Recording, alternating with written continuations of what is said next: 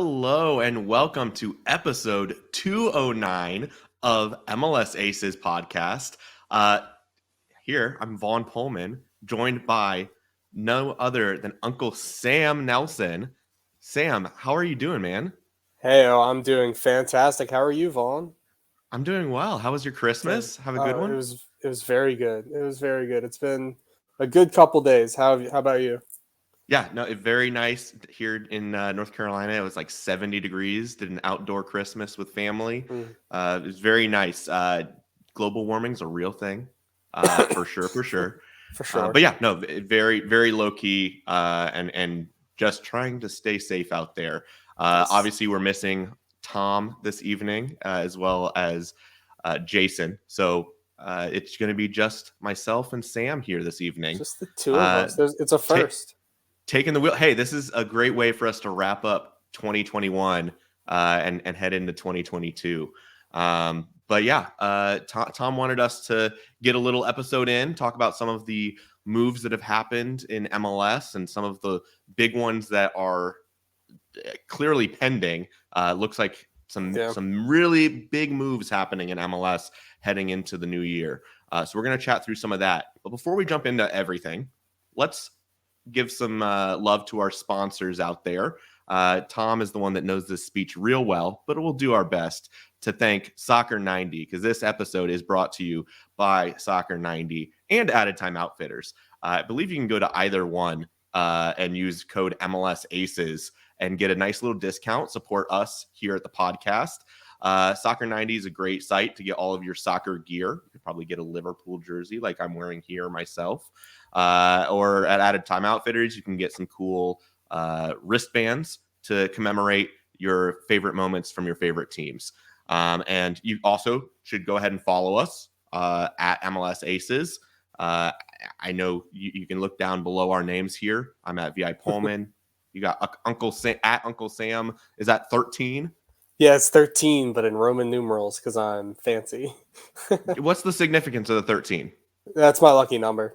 It's the number I always have whenever I played sports. It's just followed me. Yeah.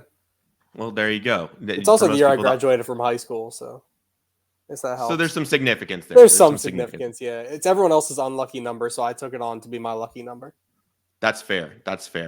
And yeah, you can also follow us at MLS Aces on Twitter, MLS_Aces on Instagram, and check us out, MLSAces.com. Support us, support the show, website, everything. And also go check us out and support us on Patreon, patreon.com/MLSAces. So now that we've gotten all of that out of the way, let's jump in to the fun stuff and let's talk a little bit about MLS moves. And we should definitely start. This is why I wore my Liverpool jersey. I didn't have a Toronto FC jersey, so I had to go with something red. Toronto FC. It's reported. It looks like the deal is done. Terms are set for current Italian national team forward and Napoli captain Lorenzo Insigne coming to Toronto this summer. This is some big news. Big news. 30 years old, in his prime. We're going to talk about where this falls in terms of biggest MLS moves. What's your reaction to a guy like Insigne making it to MLS, Sam? Oh, it was at first very shocking, honestly. So you started to see the reports a couple weeks ago that his agent was in Toronto to watch a game and talk with representatives out there. And I was like, there's no way. Someone's itching to get more money. I can't imagine Insigne, like the player that Insigne is, to come to MLS. And then you start seeing Fabrizio Romano reporting it, and you're just like, oh, yeah, that's how you know. So once he said that, I was like, here we go, right? But it's a big move. Like he's won a lot in Napoli, won for the Italian national team. Very, very good player, and like you said, he's in his prime, and he's going to be expected to do a lot for a Bob Bradley team that needs to rebuild. Well, I actually, this will be a one season rebuild. It's ready. He's ready now. It's built. It's built right now. He got built. It's going to be interesting to see how they shape the rest of the roster around him, right? Because they're still talking about bringing in Bellotti. Saw that. You still have Pozuelo out there. It sounds like Soteldo's on the move. Sounds like Altidor's on the move. But they still have Michael Bradley. I mean, this roster, we thought that they were contenders this past year. So clearly ownership knows they've got to do something major. And the numbers around Insigne's contract, I don't have them in front of me, but it was insane. It was something like he was going to be more than the salary of an entire MLS roster. Like it's like 12 million. It's like 12 million up front plus some. But yeah, and with incentives, I mean, he could dwarf entire MLS rosters just having Insigne there. Yeah. But yeah, I mean, we could run down the list of his accolades. I mean, he's won everywhere he's gone. He's a regular with the Italian national team, right? 53 caps for Italy, 10 goals, 10 assists, won the 2021 Euros with Italy. Obviously, he's going to be part of the mix heading into the World. Well, I guess they're in the playoffs outside. Yeah, that's true. Right now, so we'll see. But they're going to try to make the World Cup. But hey, this is the thing. Like, this is a guy coming over from Italy, like Giovinco, coming to MLS in his prime, and that did not work out so well for Giovinco and the Italian national team. It really worked his way out of things. I don't think that's going to happen here for Insigne. But the timing of it, I mean, he's coming over in May, and in winter, right? They got Qatar, so even just the travel, like being in the U.S. and having or Canada and having to travel over to Qatar right after the season, and I'm sure that there's going to be the lead up games, getting ready, and everything like that. That's going to be pretty rough for Insigne. Now, where do you think this signing of Insigne falls in terms of big MLS arrivals, right? Like comparing the names, there's for at least Toronto, you've got Giovinco, but you got the Robbie Keanes, you've got the Carlos Velas, Clint Dempsey, Kaká, David Beckham. I mean, there are some big guys that have made some real big decisions to come to MLS. This feels like it's in that same territory. So where do you think this falls in terms of like the biggest MLS signing? I'd say this, I mean, in all honesty, there's something different about this in my head. Like this is really big. Like David Beckham was probably the biggest, will probably remain the biggest because that really changed MLS culture. That put eyes on the league in a way that most signings just don't. Like, you know, at the end of the day, my dad knows who David Beckham was. My dad does not know who Lorenzo Insigne is. But he's an amazing player in his prime, like we've been saying, and he's going to do big things. Beckham was 32, and it was kind of the slowdown of his career at that point. This is a man who's going to be gunning to win trophies from the day he steps on the field, day one. And so this is kind of like the Carlos Vela is kind of like in the same range, a guy who's coming over at a good age, ready to make a big move and kind of work his way from there. Also on this list that we have in front of us, Robbie Keane was a really big one for LA at that point. I do kind of liken it to that because Robbie Keane was still scoring goals for Tottenham at that point and he was on the way out with Jermaine Defoe becoming better. And then Jermaine Defoe came over like 2 years later. It seems like this has got to be top three to me, like realistically top three. Oh, I have to agree. It's got to be in that top three range. I think the argument can be made that it's the top one. I don't think in terms of like overall impact, it's going to be a number one. I think Beckham I don't know how you even overcome the Beckham move for impact on the league. I just remember how everyone marketed that. Like when Beckham came over and the marketing and the commercials you saw on TV about it, nothing will ever compare.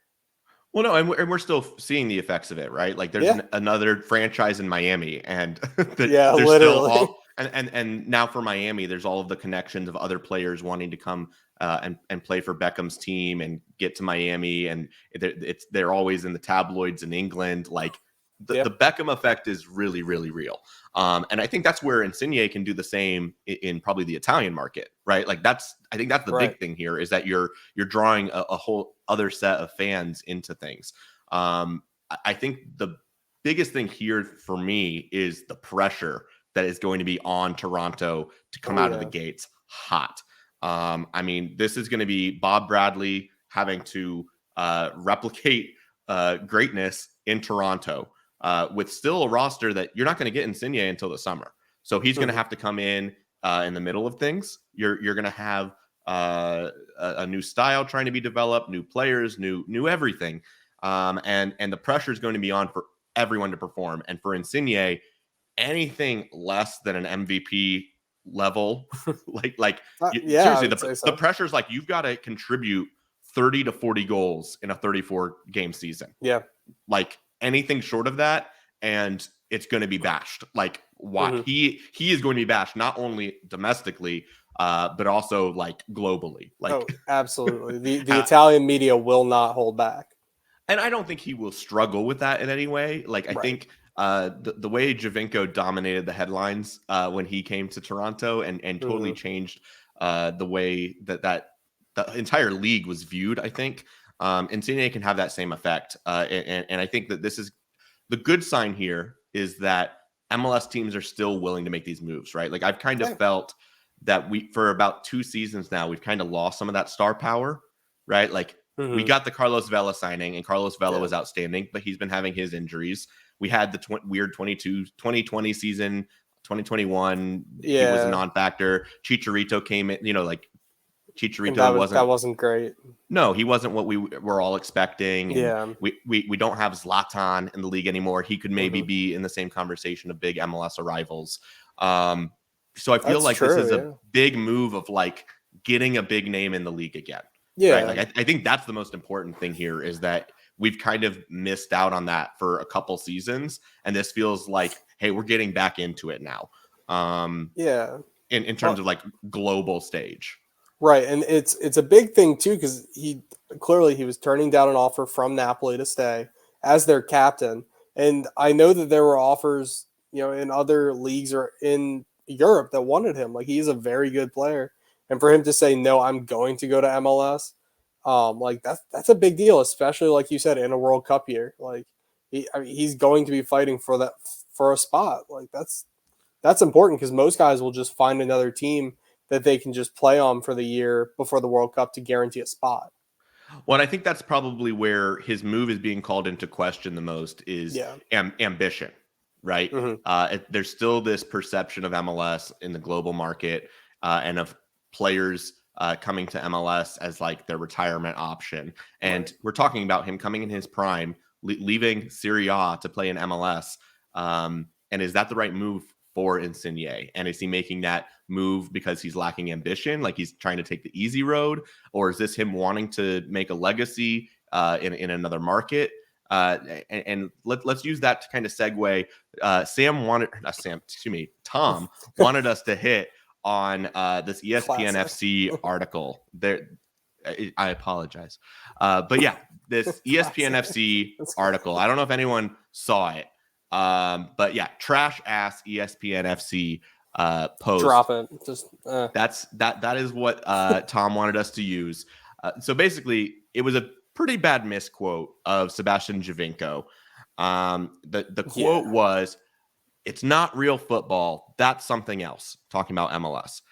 However, they've got good infrastructure, and I'd make the decision again, especially for those numbers. Now, the real that's an ugly quote. It's pretty ugly. Like they made it look so bad. And coming from ESPN FC, that's like the main broadcast partner for Major League Soccer. Yep. Not super. And I believe they weren't even talking about the big move of Insigne yet. Like there's nothing on ESPN about it. But the real quote per Robert Abramowitz was the soccer is different. The facilities are excellent. I would do it again, especially if the numbers are the same, talking about the money. They are experiences I would recommend the world over. There is no point in making fun of it. I would do it again. Much better light of different Giovinco's quote. Different quote, different meaning, different subtext to that. I tend to believe that the quote from Abramowitz is probably a little bit closer to what Giovinco said. Yeah. And I think the reason that it still is spun that way by ESPN is that there are still people out there, like we were talking about, that the perception of MLS is that it's a subpar league, that it is not built or suited for the best talent of the world. And a player of Insigne's level coming to Major League Soccer is a life decision not one of ambition, not one of trying to further one's career pursuits. I tend to disagree, but we're a little biased. We're MLS stands. So what did you think about the two versions of Giovinco's words and ultimately the perception of MLS? Well, it's just kind of shocking, like, because when you just see the ESPN tweet, you go, okay, this dude like destroyed the league. That's true, and he was destroying, Mexican teams at that point too. Like he was doing very well in CONCACAF Champions League. Like that's kind of weird. Like, yeah, the infrastructure is good, but like, I don't know, something, it does feel off. And then when you scroll through all the threads and you see that's not what he really said, yeah, like the soccer is different. Like MLS is different. The play style is different. That's absolutely right. But we do have some really good facilities. Most of the teams, especially the newer teams, are building these world-class training facilities and these world-class stadiums. Like it's a good league, and he did very well there. And I think he acknowledges that he has a real legacy in MLS, and I don't think Giovinco is the kind of guy who would just shit on the league just because he made a bunch of money and then didn't care. I just don't see that like him. But it does shock me that ESPN, an American company, like is so readily available to do stuff like this a lot. It's very strange to me. I mean, ultimately, right? Like they're in the media business. You're right. Any media can be good media, right? Yeah. Like we're talking about it, right? Yeah, you make a good point. There's a conversation happening now. Yeah. Was ESPN's take the right one? Was Giovinco's take the right one? At the end of the day, right? Like the way I view it, Major League Soccer has to make moves, right? Like where is the line? So if they have to overspend a little bit to make a signing to get a guy like Insigne here, all right, they have to overspend. I think in time that perception of Major League Soccer is going to change where when we're competing on the global market, it's not as money's not the only thing that speaks to get the guy here, right? Exactly. It's going to be the facilities. It's going to be the coaching. It's going to be the opportunities. It's going to be the amenities. It's going to be the quality of life. And I think Major League Soccer is making strides, right? Like this hasn't happened overnight.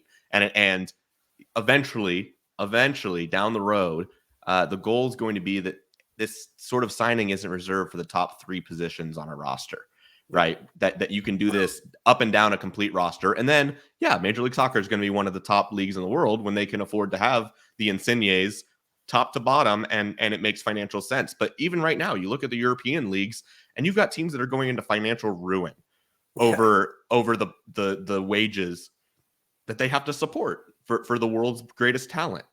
And I don't think anybody has it figured out quite right yet. Not yet. Like it changes. It's a living organism, right? Like there was a period of time in history where England was top, then Italy was top, then Germany was top, right? Like these leagues are going to ebb and flow, and there's going to be global competition in those regards. Yep. So for Major League Soccer to be a player in the game and to be in the conversation and to even have the means to make this happen, I love it. Fantastic. Yeah. This wouldn't have happened 3 years ago. It might have happened, but it wouldn't have made a lot of sense, right? Like, how does it still make economic sense? I think the only reason that Insigne coming over and a team paying him $12 million makes sense is you got to trust the entire league's revenue sharing, that the revenue is going to go up. Yep. You have to trust that people are going to return to stadiums and fill them again, because that hasn't been a given. Ottawa right now too.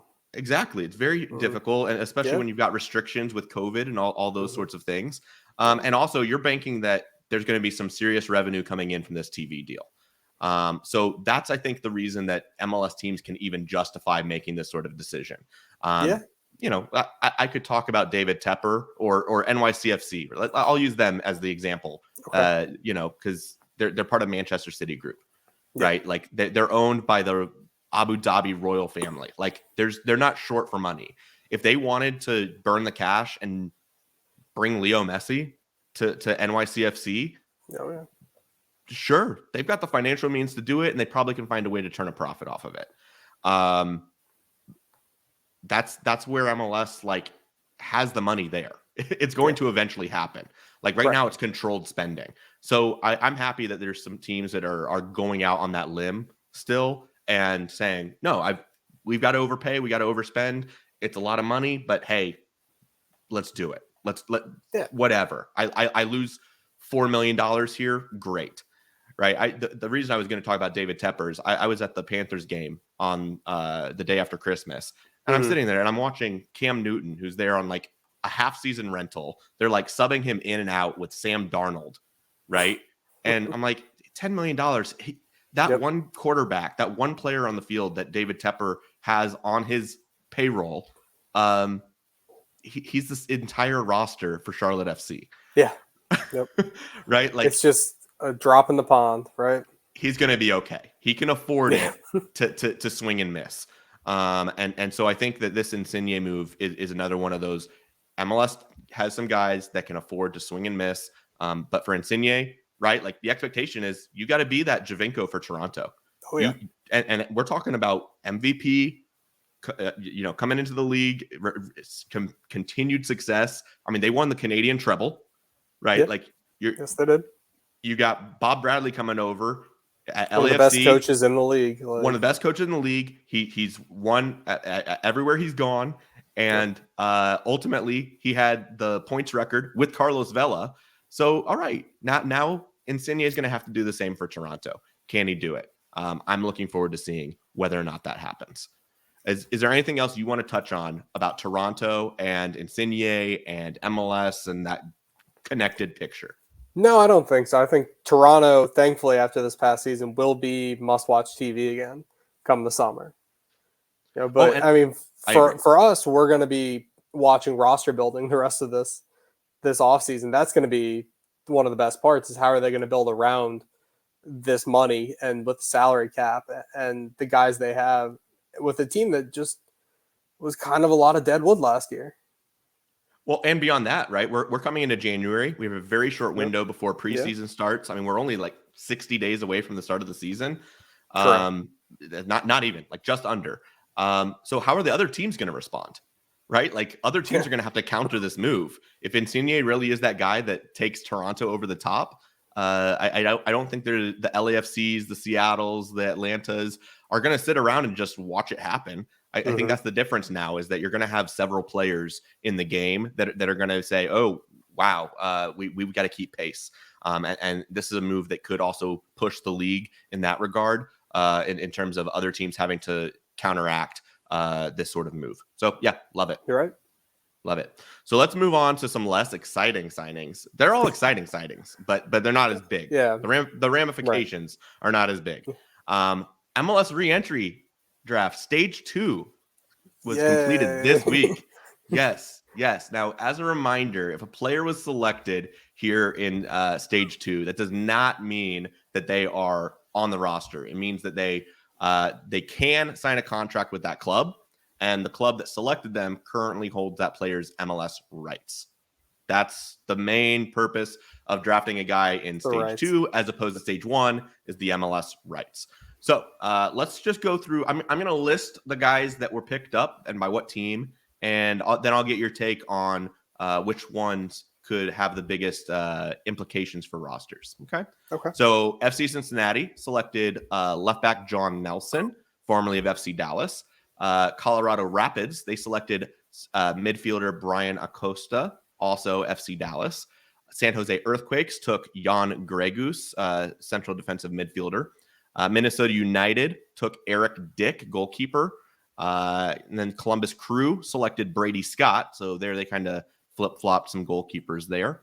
And then Sporting Kansas City took striker Robert Barrich, formerly of the Chicago Fire. And New England Revolution.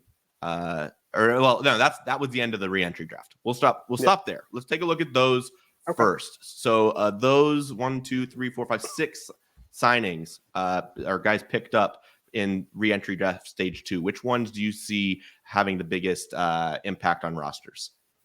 So the guys I could see with the biggest impact, I could probably see San Jose getting something out of Jan Gregus, honestly.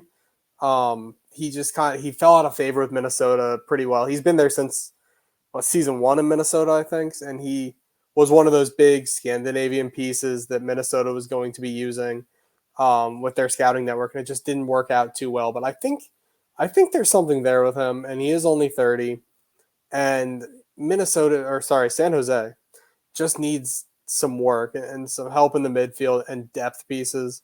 And I think Young Grace could do that. So I don't really see a problem with that kind of move. I just want to say Brady Scott going to Columbus.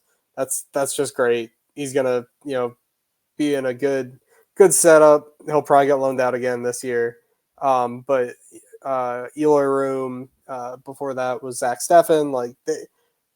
Columbus knows how to handle a goalkeeper, and I do like that because I'm really still high up on Brady Scott, even after he left Cologne in Germany. Yeah, for me, I agree that the Grey Goose one is an interesting one. I think San Jose is a team that we've talked about Almeida's system and style. I don't think that Grey Goose really fits Almeida's man marking system so much. But they also have some good depth already in midfield. I think it speaks more to Minnesota letting him walk, right? Minnesota also is losing Ozzy Alonso. So having Alonso and Grey Goose both leave in the same offseason is going to leave a pretty big hole there for Minnesota.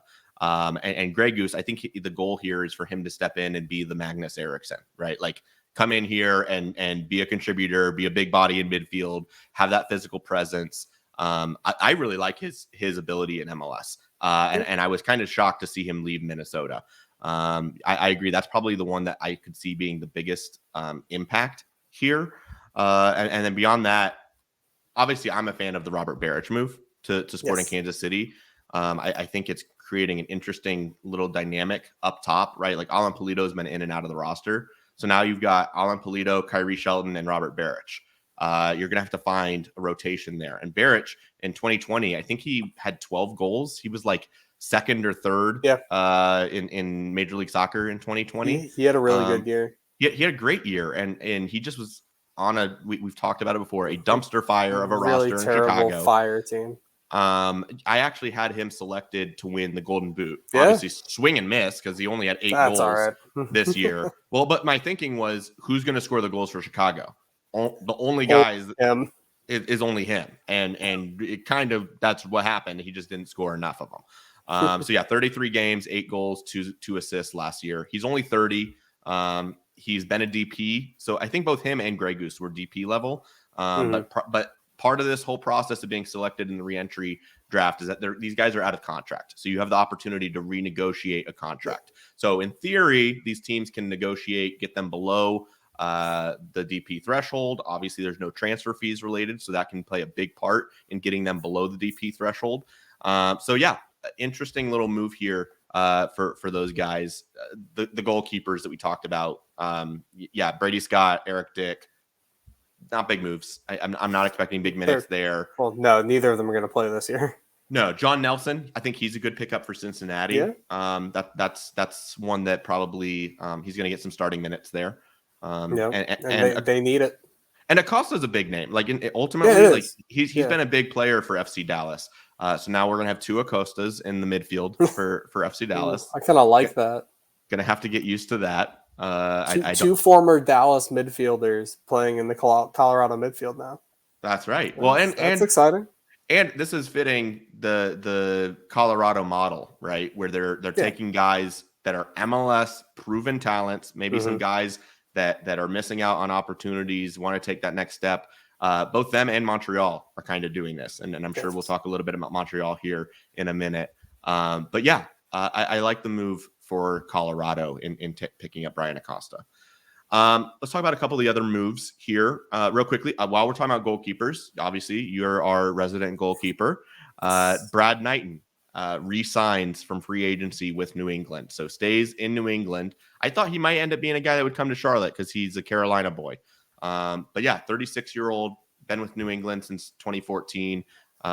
Solid. He's had starting minutes with New England. So what do you think about Brad Knighton sticking it out in goal there? Yeah, he's a really solid backup, honestly.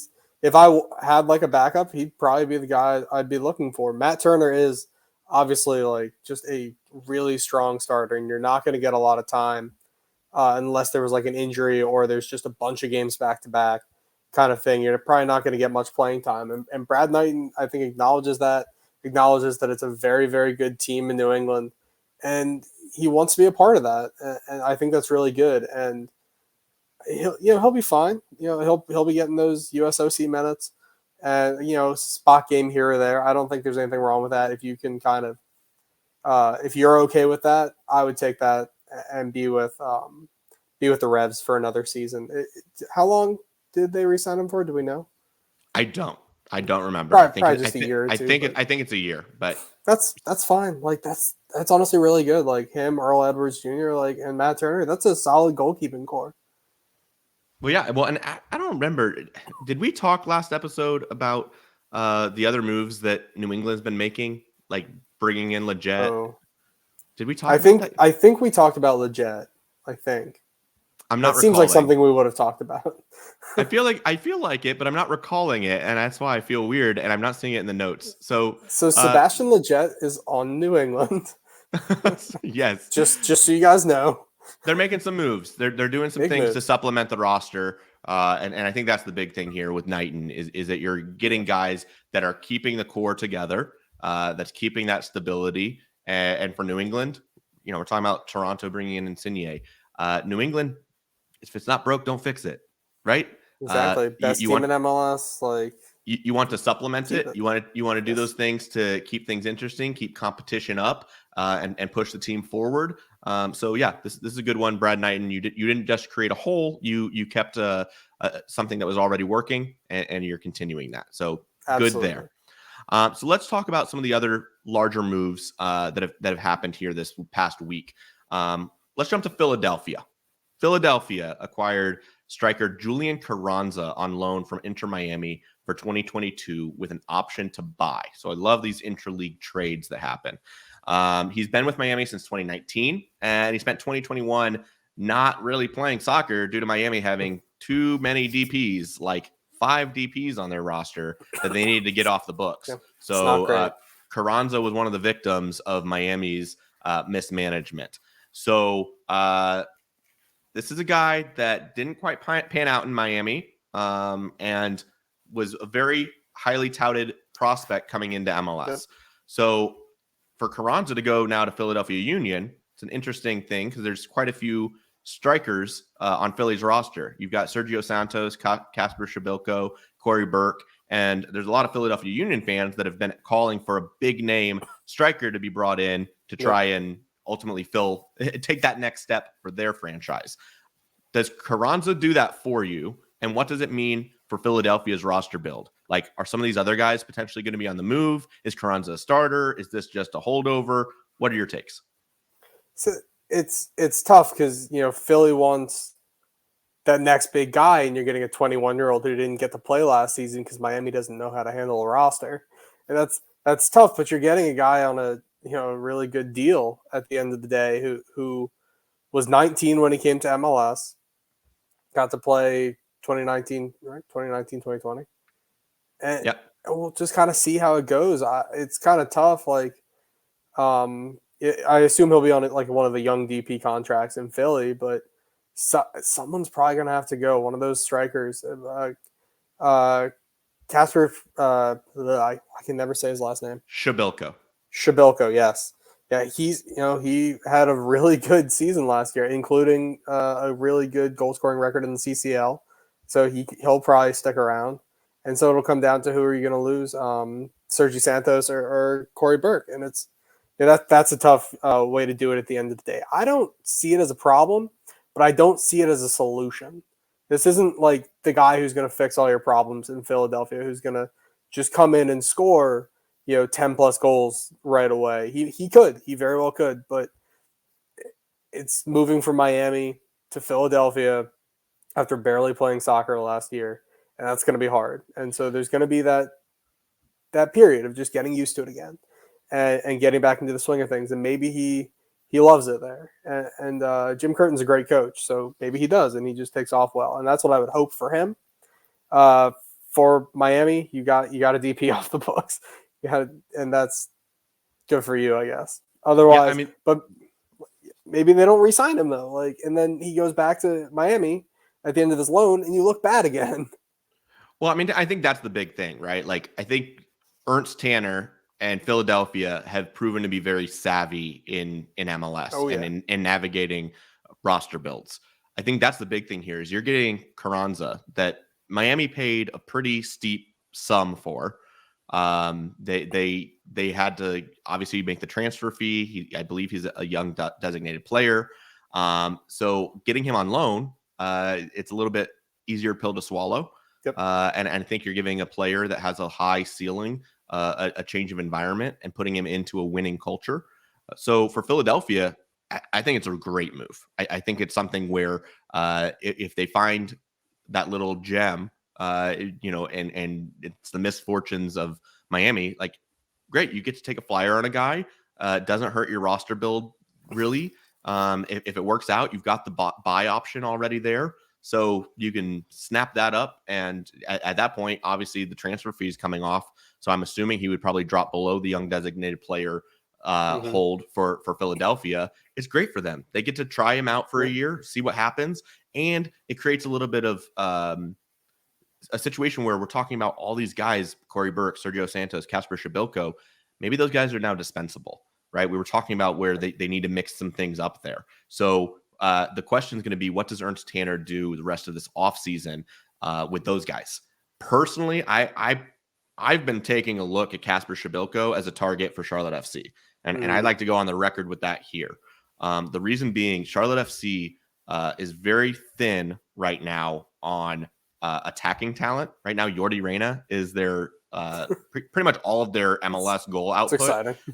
And then they've got 19-year-old Vinicius Melo. Like, they don't have a lot in the attack. So what they do have is they have $2.3 million of GAM that should still be available to them. But they're running out of international roster spots. And we're going to talk about that a little bit later. But I do think that plays a factor here because Kasper Shabilko does have his green card. And I think he's the kind of guy that a team like Charlotte that has this $2.3 million of GAM, they're going to have to find domestic MLS talent that they trade that GAM for, in my opinion. Right. They're going to have some of those $1 million to $1.5 million big GAM trades to get an MLS starter. Kasper Shabilko is the kind of guy that I could see Philadelphia letting go, wanting to move on from, maybe still bring in somebody else, and ultimately they can supplement the rest of their roster with that allocation money. Well, now he's more dispensable. So we'll talk about that a little bit more when we get into the Charlotte moves. But I could see maybe this Julian Carranza thing having an impact on Charlotte. Just throwing it out there. I like that. That's interesting, actually. So let's move on to some other moves, and we'll circle back to Charlotte because I just always like talking Charlotte. Atlanta United have acquired Ozzy Alonso in free agency. This is a weird one for me. It was weird enough seeing Ozzy Alonso go from Seattle to Minnesota. He's 36 years old. He's got some crazy, like 440 career games across Seattle, Minnesota, Charleston Battery, and Pinar del Rio, according to the notes. Arguably the best designated, arguably the greatest defensive midfielder in MLS history. Yeah, this is an interesting one because there's a lot of D-mids on Atlanta's roster already with Santiago Sosa, Franco Ibarra, and also Amar Sejdic. So Ozzy Alonso comes into the mix. You'd think he's probably still good for 1,500, 2,000 minutes or so. What do you think of this move? Is this like a Justin Merrim to RSL? Like does this elevate Atlanta in some way? Is this a good move for Ozzy Alonso? What was your takes when you saw this move happen? Honestly, so I've been a big Ozzy fan since I started watching, the league, and it's kind of a weird move because, like you said, there's already 3 D-mids on Atlanta's roster who are younger and can play more games and are still figuring out the league. And so I wonder if Ozzy's kind of there as like that stopgap, that like give it an extra year in between while these guys are still getting up to speed, still figuring it out, and he can kind of teach them, and like, why wouldn't you want to learn from the best D mid to play in MLS? Like, I think that's fantastic, and you're very lucky to be able to do that. It's I don't know. I think we'll kind of be able to judge this more at the end of this season as it goes. I don't expect him to start every game. I don't expect him to start 75% of the games, but I expect him to be on the bench and be a ready option, and to get these younger guys ready to play in MLS or to sell on eventually. Yeah, I think it's a culture move, right? Like, to me, this is the sort of guy that you bring in, like you were talking about. It's somebody that's a locker room presence. You bring a certain mentality to the team, a certain on-field mentality, right? Like, he's very hard-nosed, aggressive. He's one of those guys that leads by example on the field, right? Definitely. Like wears his heart on his sleeve. And I think that's the sort of guy you need in every single locker room. So for Atlanta, I like it in those regards, and that you're getting that MLS personality and edge. And I think that's a good thing that's going to fit in with Atlanta's style. I think also what I find interesting in it is I'm going to talk about the other side of MLS that sometimes is drawn into question, and that's these teams having turf fields, right? You've got a 36-year-old defensive midfielder, a guy that has to be pretty rough on those fields, that played in a long career in Seattle on turf, and now he's going to Atlanta with turf. I think it speaks volumes that some of these players, it's a non-factor. I think you could look at it and be like, oh, 36, and he's going to play on turf, and oh, do you really want to do that? Are you going to have some major injury? Can your knees hold up on that? Maybe the technology is developing to the point where it's a nothing burger. But yeah, I just wanted to call that out because I think it's something that often we talk about as like a talking point with turf, and I think it's not as much of an issue as and maybe we should have some players that talk to it, but to me, I don't think it's as big of a deal as some people make it out to be. Yeah, the only real remembrance of anyone talking about turf wasn't Drogba when he played for Montreal. He refused to play on turf. That was Drogba, his big thing. Yeah, Drogba. I think Zlatan did the same thing. I think there were some times where he would travel and they wouldn't have him on the turf. Right. Yeah. So yeah, I mean, I guess, but like Ozzy's been, like you said, been playing on Seattle's turf field for years, and then Minnesota was grass, but yeah, now going to Atlanta, I don't know if that's going to affect him. I think that dude's just crazy and will just play wherever because he loves that game. Yeah, I agree. Let's jump to it. This is a pretty good one. I'm excited to talk about this. Montreal, Club de Foot Montreal, rest in peace, Impact, have acquired right back Alistair Johnston from Nashville SC for $1 million in GAM.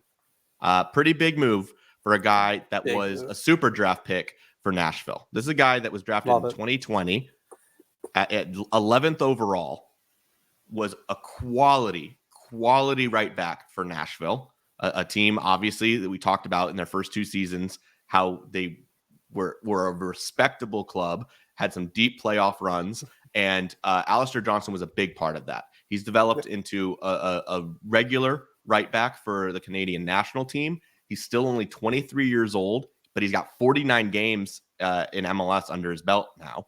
I think he's one of the better young fullbacks in MLS, and this is a pretty interesting one.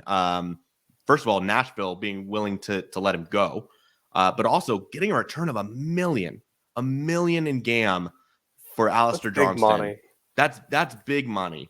And we were just talking about Colorado and taking talent from within MLS. Montreal is doing the same thing, right? Like, this is the Kamal Miller, Georgi Mihailovic. Yep. They're continuing that trend in picking up Aleister Johnston. And I love the move for both sides, right? Like for Nashville, they are loaded up with allocation money because we've talked about their on past episodes how they're selling. They just got $1 million in GAM for all of their international roster spots. They traded 4 of them for $1 million. Now they trade Aleister Johnston for $1 million. So that's $2 million there. That's a lot of GAM.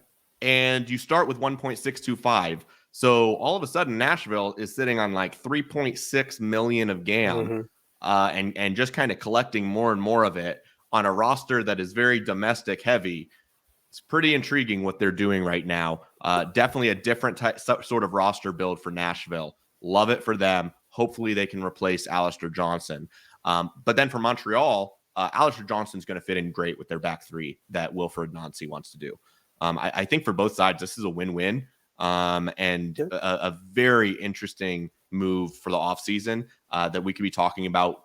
I think this one could have some serious ramifications in the league. Yeah. Do you ever just sit there and it's kind of like in like the superhero movies where everything's quiet, then the ground kind of shakes and you go, I think something's going to happen. And it's like Nashville's got a lot of money just banked up right now. Something's going to happen, right? Like Nashville's been looking to make that next step. They've been solid defensively for both seasons, but they've struggled besides Hani Mukhtar to really put the ball in the net, to get that transition from midfield to the attacking third. And maybe this is what they do is they take some of that money and they go to another MLS team and try to get someone like it. I think they could be making a big move, and like you said, Montreal, this is just a massive move, bringing a Canadian international back to Canada. And he's gonna fit in so well. And that it's really nice to see from their point of view. I think they're gonna have a really good player on their hands, especially in a few more years. Like that's a guy who's going to the World Cup, like more likely than not, next winter. Well, and finding value in the super draft. Like that's going to be one of my big, like we're coming up on the super draft on January 11th, right? Yep. I think that's huge for Nashville in that they got quality minutes out of Aleister Johnston, developed him. I mean, this is 11th overall. Like you're 11th overall. Like there's 10 teams that passed over Aleister Johnston. And now you got quality minutes out of him on a good MLS roster, and you get a return of $1 million GAM. One heck of a pickup in the super draft from Nashville. Like, not to be undernoted, that is significant good business from Mike Jacobs in Nashville. And so you see he's trading away these allocations or the international roster spots. There's some money ball happening there.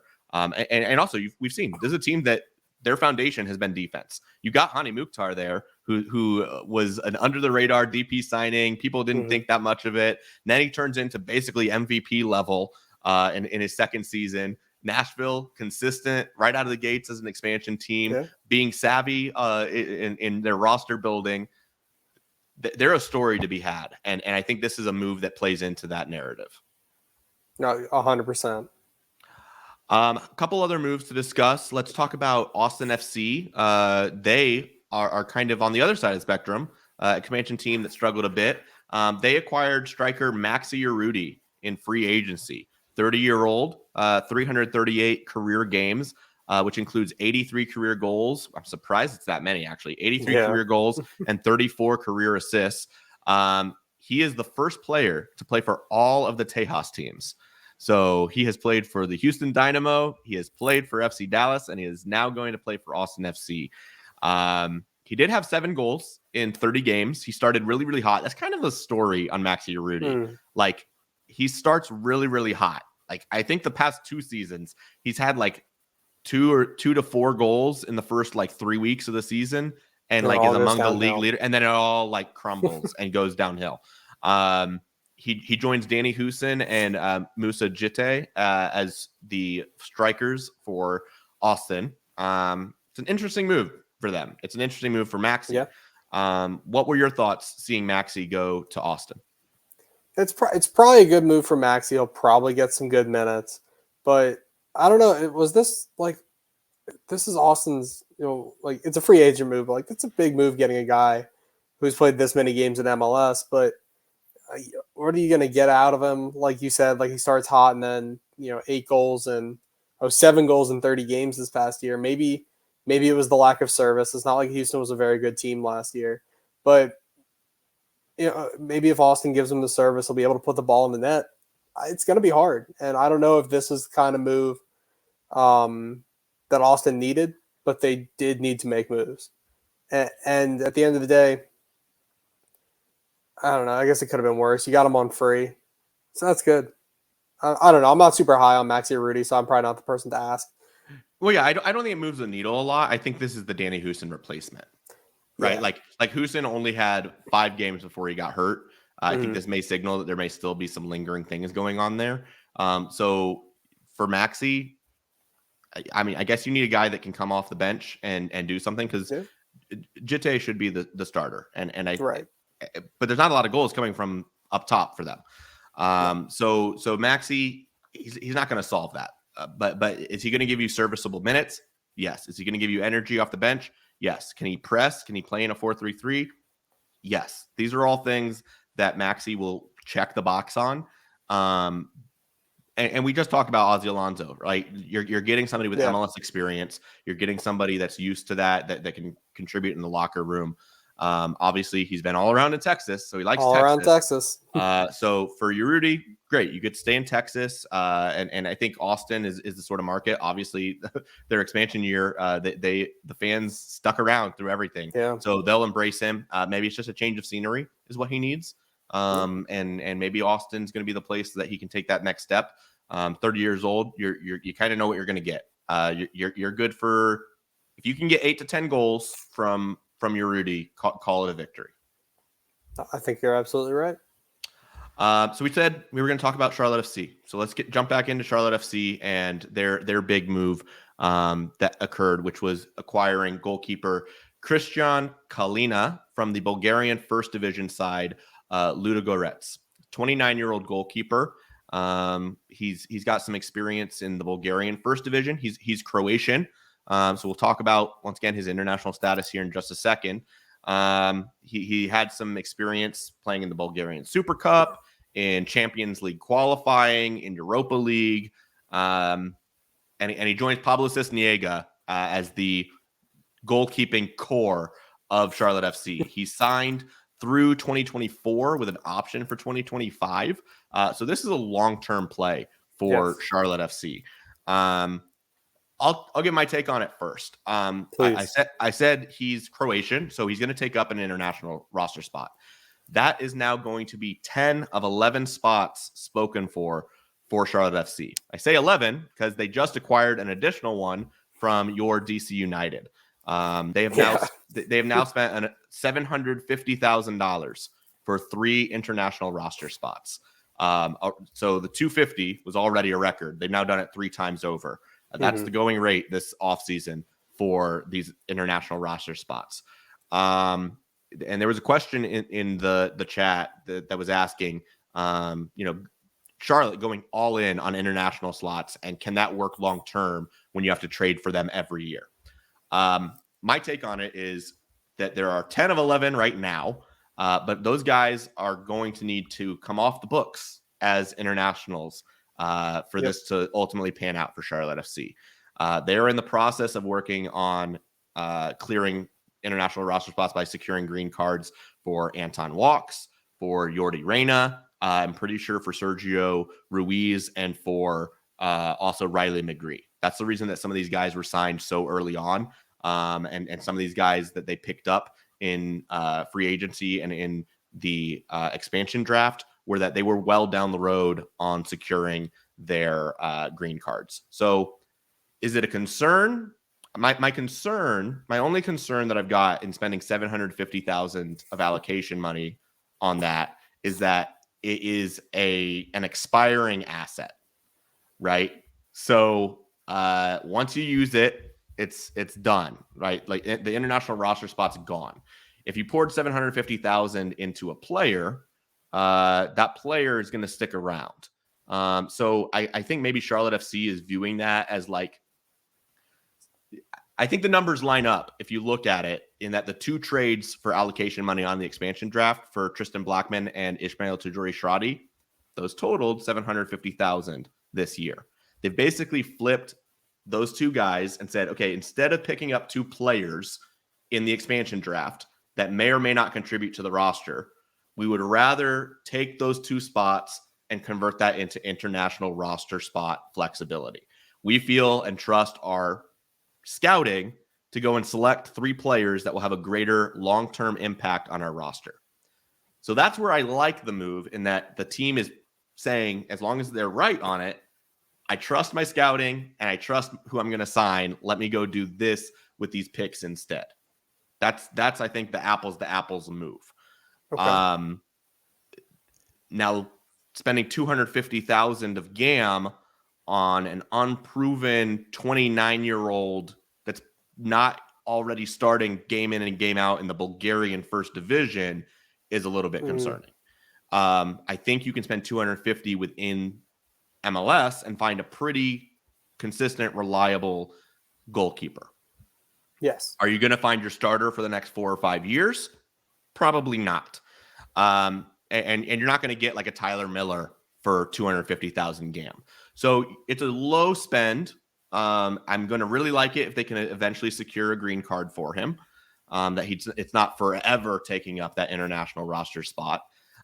It's definitely a different way of going about business, right? Like Charlotte FC is valuing international players.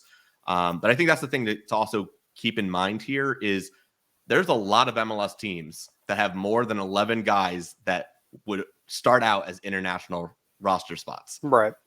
They secure green cards for them, get them off the books for that, and it's a non-issue. Yeah. There are other teams in MLS with 15 or 16 guys that without their green cards would be taking up international roster spots. So as long as they're doing that process and are going to secure those in a timely manner and not strap themselves down in their roster build, I'm okay with it as long as they're right in their scouting.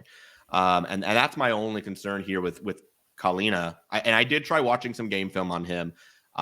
He's a big guy, very physical. Like he's not tall. He's 6'2", but he is built. I mean, he is like a Mack truck of a man. Like he is a wall. Ooh, I like it. 29, right? Like I think at his age, he can be a good leader. He's worn the captain's armband for his clubs. I think he played 150 straight games for the Croatian side that he was with before he made the move over to Ludogorets. So yeah, the guy's won some. He's an okay shot stopper from the looks of it. I think he's like in the 70% save percentage, which is good in MLS. Not bad. It's not amazing, but it's not bad. He seems very comfortable to play with his feet. From what I watched on film, he likes playing it short, but he has the ability to ping it. I mean, he can hit a ball 70 to 75 yards and clear lines. And he does it with not a lot. Like he's built, like he is a muscular guy. What I noticed is that he could launch a ball without a lot of lead up to that kick. So I think there's going to be some transition moments where Charlotte FC is going to look to clear the line, go play into space, and he will absolutely be able to do that. That's the big thing for Charlotte FC right now is that they're talking about the ability to play Miguel Angel Ramirez's game model. And Kalina fits that apparently. So we'll see how it plays out. I'm not too concerned about the international roster spots as long as they clear some up. That's my take.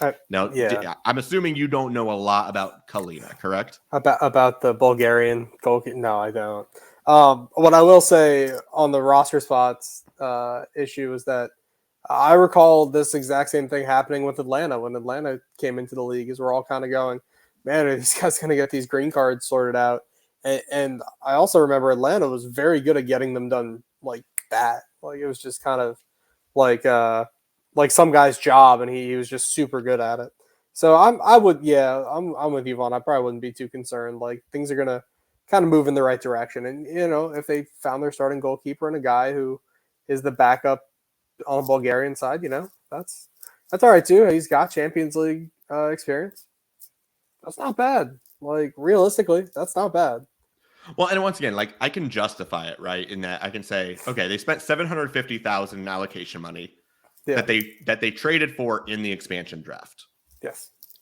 If you traded $750,000, it's free money. But if you spent $750,000 and traded that for a player in MLS, like I said, you wouldn't even get Tyler Miller for $750 probably today. Now, granted, Minnesota was able to get him from LAFC for like $250. So I don't know, maybe in the $500 to $750. But when we're talking about Alistair Johnston, a proven starter that's young, 23, going for $1 million of GAM, I think and teams know expansion teams have money. I think it would be very challenging for MLS to really get that guy for $750,000. So they're valuing, as I said, the draft. They flipped those picks for allocation money and took that allocation money for roster flexibility in signing internationals and trusting their scouting department. Right. No, I think Let's Charlotte's going to be fun. Yeah. I think Charlotte's going to be fun to watch. And also it helps that you're convincing me every week to really want to watch Charlotte play. So well, my big thing is I still look at the roster and I think there's still 4 or 5 starters away from their roster being done, right? Yeah. Like I said, they should still have, by my math, 2.3 million GAM in the bank. They should still have 2.8 million DTAM. They do only have 1 international roster spot, so you've either got to open up some. Now, if they open up some, they then have the ability to trade some, right? So there's some other clubs that could theoretically buy those back. But then you also have the ability to go and sign more players. And if you got all that allocation money, I think they still have to fill their front 3. I think they still could bring in another midfielder. I think they still could bring in another center back potentially.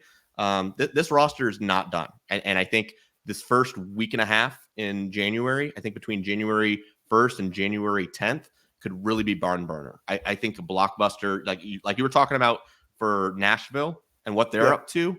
I think that Charlotte FC and Nashville are 2 teams that they are primed to make massive moves for big allocation money trades. And there's still a lot of these other teams. There's still a lot of allocation money sitting out there. So I think that it's going to be very interesting. We're going to have these episodes that are talking about nothing but roster moves, and it's going to be a lot of fun.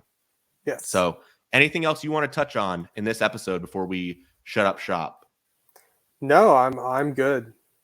All right. Fantastic. Well, this was a lot of fun. We missed having Tom and Jason with us today, but it was a blast chatting some MLS moves with you, Sam. I think this is a wonderful way to wrap up 2021 and enter 2022. So hope you have a wonderful New Year's. You as well. And to all the listeners out there, hope you do as well, and that you follow and support MLS Aces in the new year. And to all of you out there, it's just around the corner. All stay safe, stay well, and we'll see you in 2022.